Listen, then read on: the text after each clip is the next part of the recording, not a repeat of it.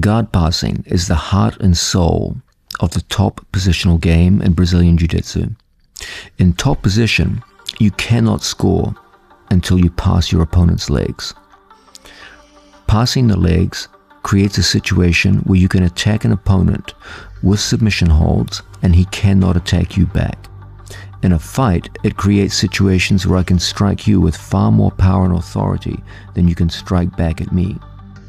If I cannot pass an opponent's guard, I can only attack his legs with submission holds. I'm limited to only 50% of his body, while the bottom athlete can attack me over 100% of my body, both upper and lower body submissions. Finally, only by passing an opponent's guard can I access the most versatile and high percentage of all the submission holds, strangles. This video is intended to give you the requirements and insights to make you a strong guard passer, to make you understand how to open a closed guard and pass an open guard against knowledgeable resistance. The focus is on learning the most high percentage guard passing methods of modern Jiu-Jitsu and integrating these with principles and concepts that guide you and your use of them against expert resistance. It's important that we don't let an opponent dominate the action through grips and kazushi. Always seek to begin by breaking any dangerous connections he has to you. Avoid letting guard passing degenerate into a slogging match of my attacks versus your attacks. Begin by negating an opponent's potential for offense so you can focus upon your guard passing with minimal interference. Don't let this be a match fought from neutral situations.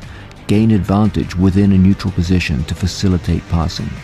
The end point of all guard passing is the head, but skipping steps to get there always leads to failure. To be an effective passer, you will need to be able to overcome the predictable lines of resistance that an opponent with guard retention skills will engage in as you try to pass.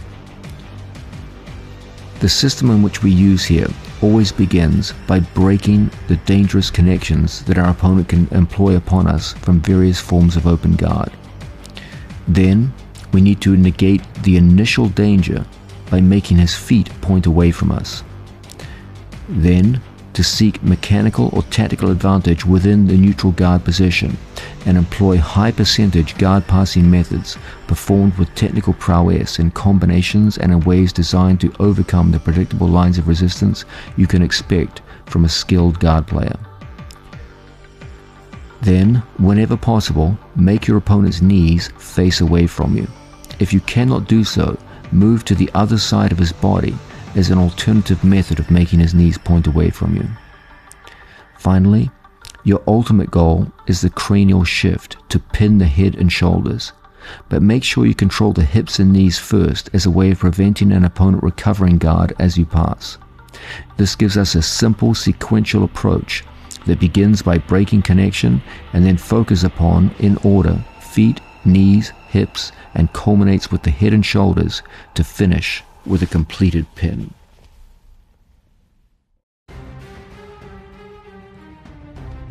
Now, let's start off with just a general philosophy of opening a closed guard.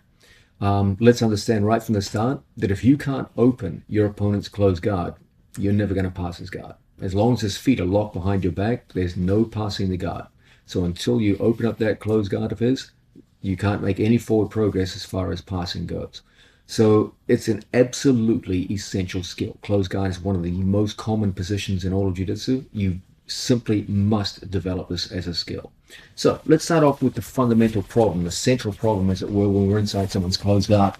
The real problem here is that when someone has you in closed guard, Mateus's hips are on top of my hips. Now this is a strange situation that we talked about a lot in the closed guard video. Ostensibly, I'm on top of him. If someone walked into the room now and said, hey, who's got top position? They would all point at me. But the truth is, only my upper body has top position. Mateus's lower body, which in many ways is the more important part of the human body for grappling purposes, is actually on top of mine. And this has some pretty big consequences.